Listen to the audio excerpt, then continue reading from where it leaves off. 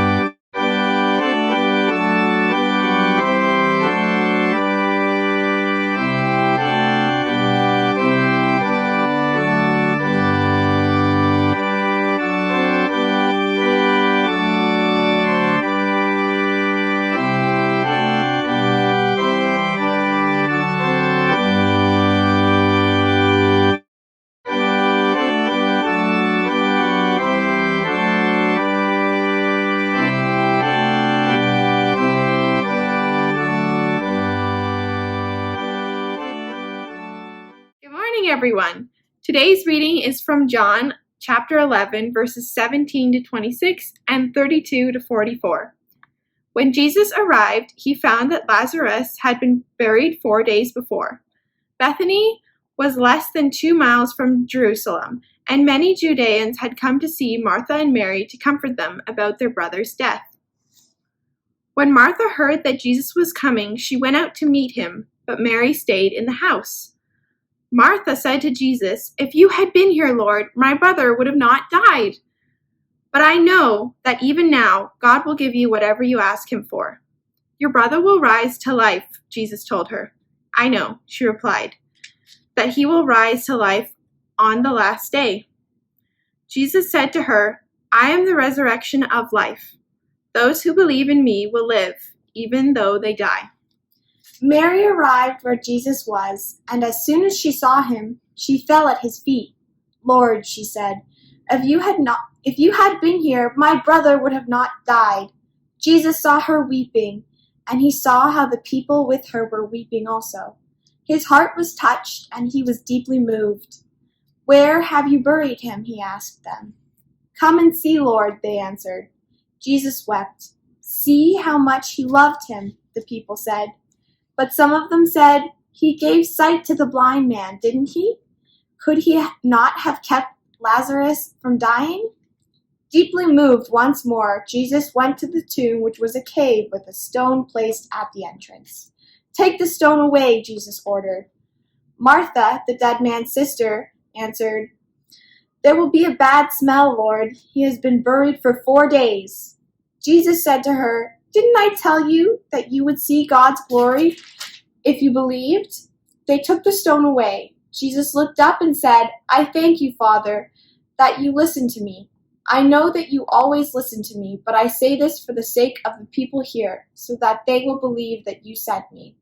After he had said this, he called out in a loud voice, "Lazarus, come out."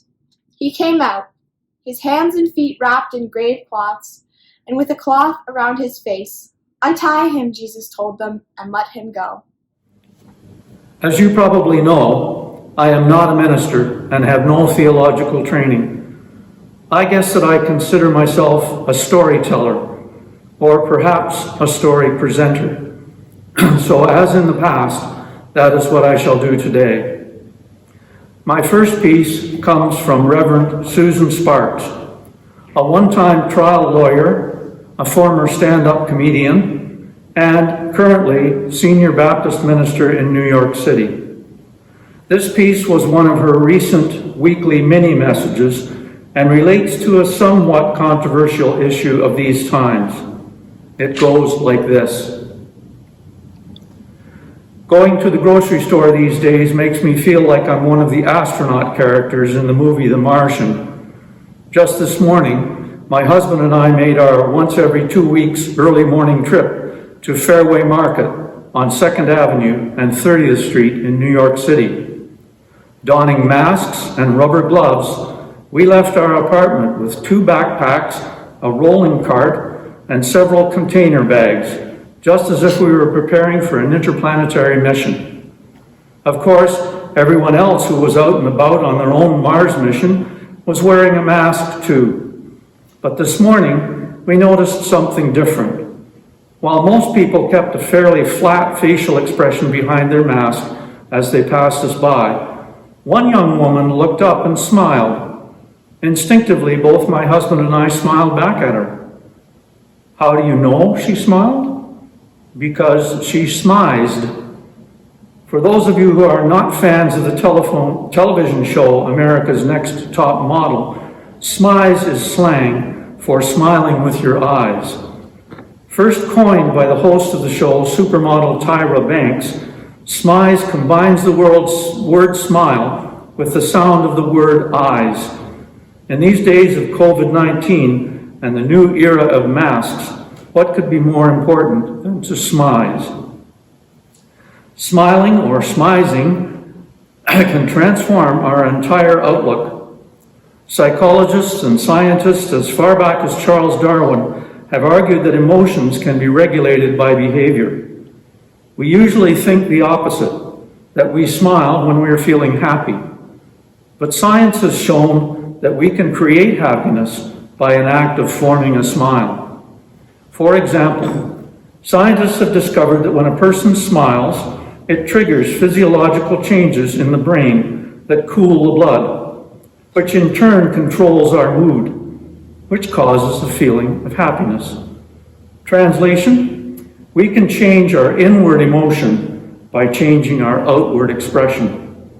And that's just the beginning.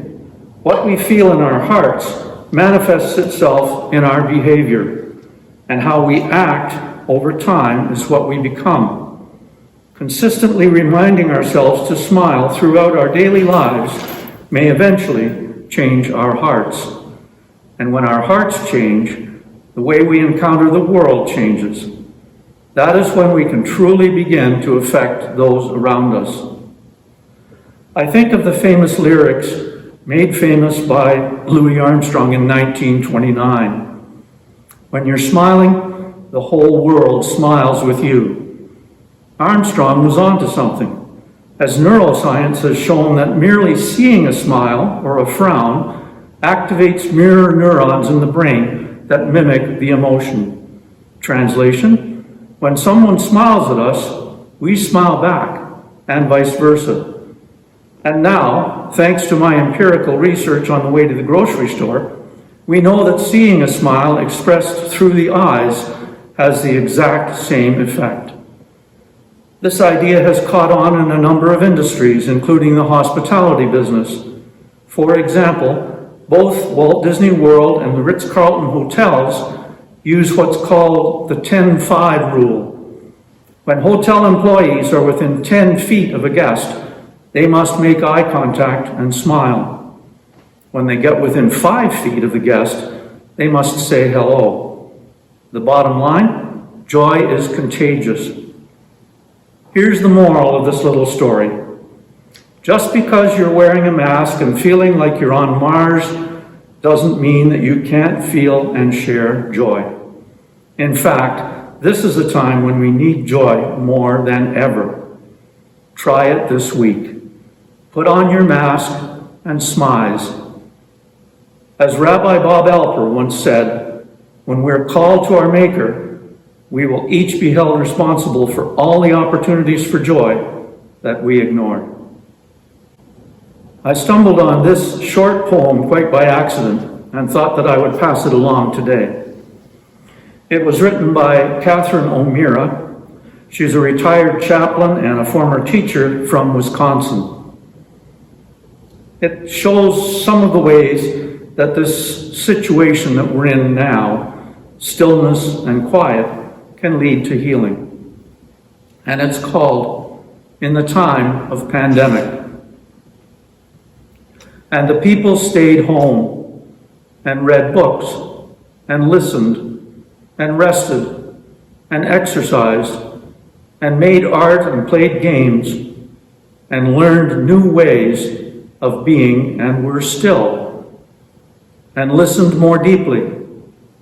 Some meditated, some prayed, some danced, some met their shadows, and the people began to think differently, and the people healed. And in the absence of people living in ignorant, dangerous, mindless, and heartless ways, the earth began to heal. And when the danger had passed, and the people joined together again, they grieved their losses, and they made new choices, and dreamed new images, and created new ways to live and heal the earth fully, just as they had been healed.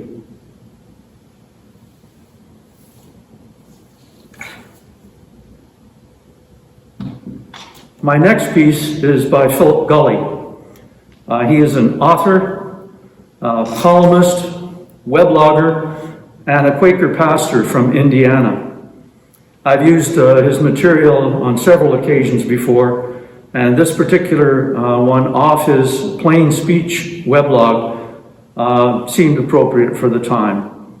It's called Emmanuel. I went to Amish country this week, out to Park County with my son Spencer to buy gates for his farm. It was sunny, so it was a good day. I enjoy spending time with the Amish. We're seeing more of them around our farm, a development which I welcome.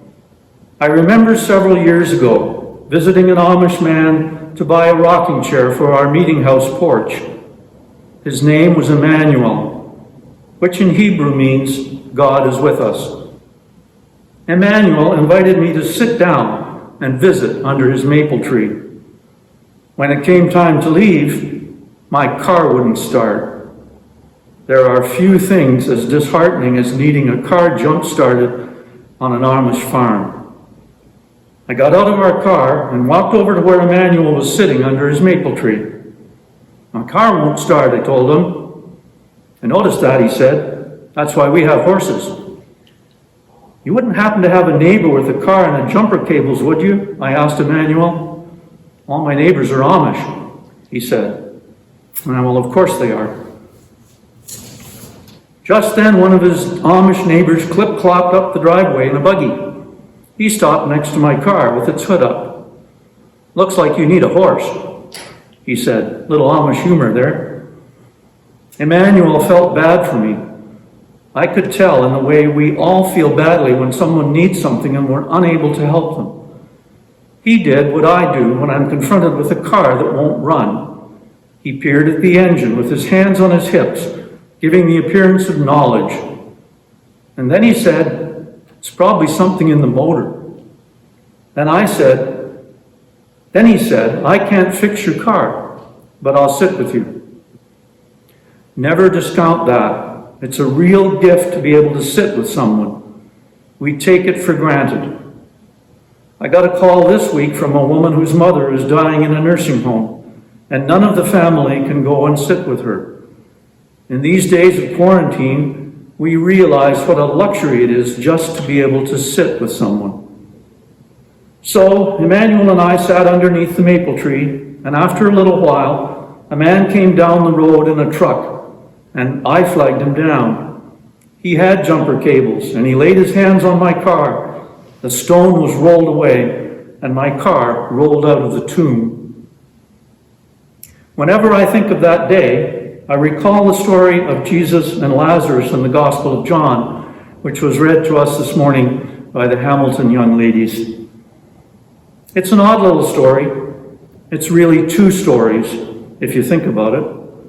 There's an underlying story about the death of a close friend, but woven into that story is another story we call a proclamation story, where doctrinal statements about Jesus are being put into the mouths of the characters. That happened a lot in John's Gospel. John's Gospel was the last Gospel written, created at a time when the early church was still grappling with the mystery of Jesus. When John's Gospel was written, the eyewitnesses to Jesus were dead, and the early church's creedal statements were starting to work their way into the Jesus stories. They were putting their words into the mouth of Jesus. Quite often, they took the form of what we call the I am sayings.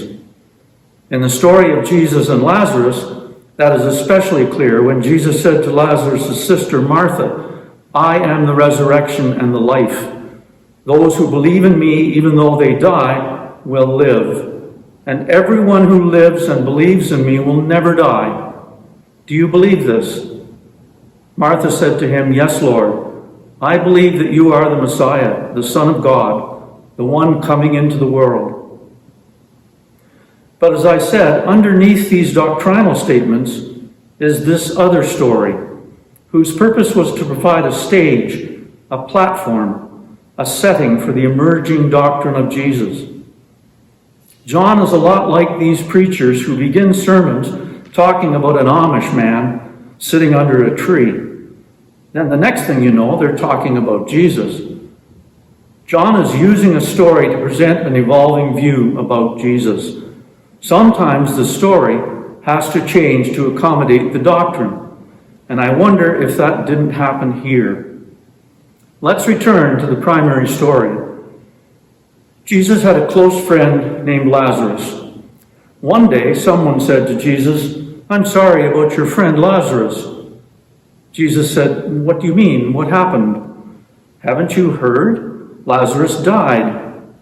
So Jesus went to Bethany, and when he arrived, he found Mary and Martha crying over the death of their brother. What was his response to the death of his friend? He wept. Jesus wept. And I think that this is the heart of the story. Not that Lazarus arose, but that Jesus wept. I suspect that Jesus wept because he felt sad and helpless, as we all feel sad and helpless in the face of great loss.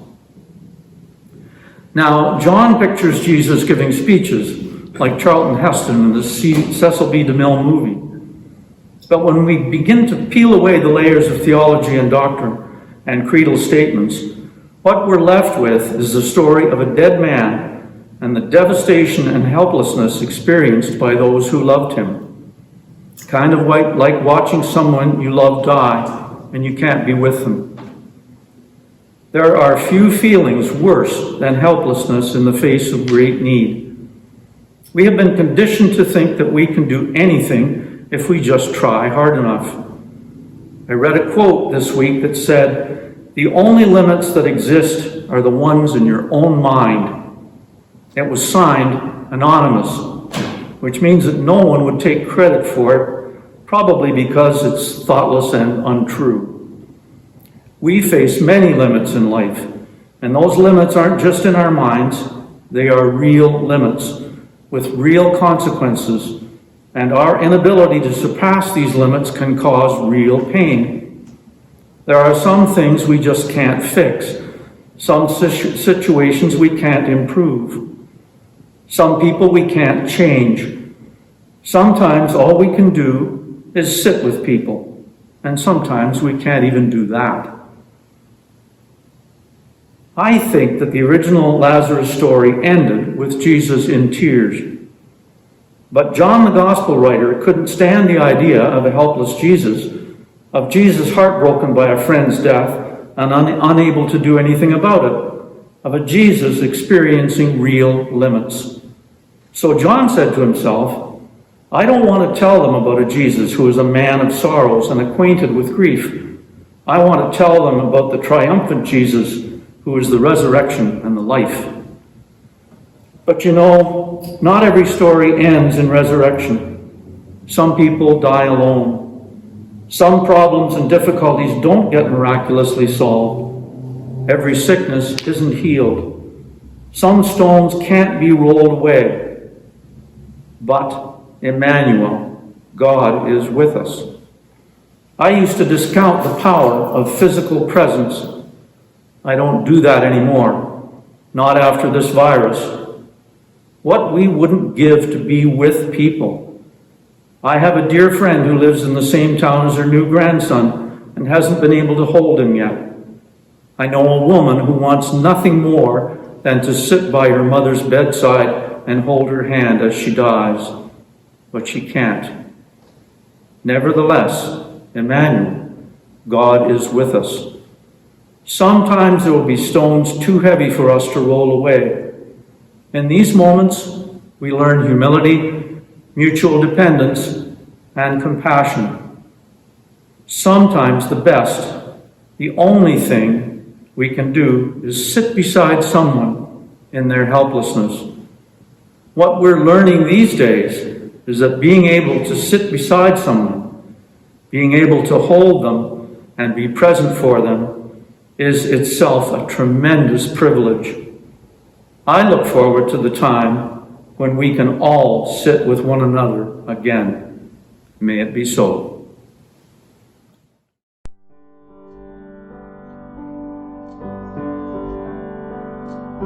Stay with us through the night. Stay with us through the pain. Stay with us, blessed stranger, till the morning.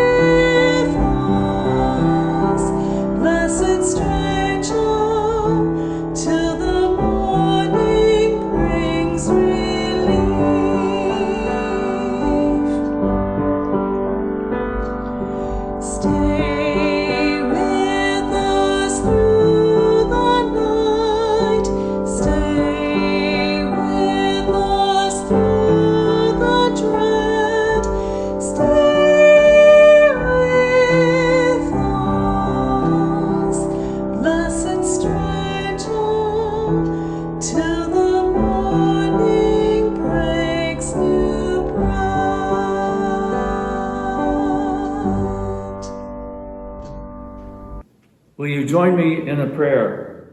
This prayer comes from Reverend Dr. Paul Douglas Walfeld, the United Church minister. Holy God, as we continue to live in this time of responding to the pandemic of COVID-19, we come asking for strength and grace. It has not been easy for us to live in a state of physical distancing. We cannot greet friends and loved ones. We cannot offer an embrace to comfort, a handshake to greet, a pat on the shoulders to encourage. To keep ourselves and each other safe, we must keep apart. Lord, we are unable to greet our elderly and seniors because we need to keep them safe. Give us the strength to keep each other safe. Give us the love that we seek to do the highest good for those who are vulnerable. Give us the grace to seek for new ways to be social, even as we keep distance. When we feel overwhelmed and unable to go on, provide for us the brother or the sister who will be your channel of grace to the moment.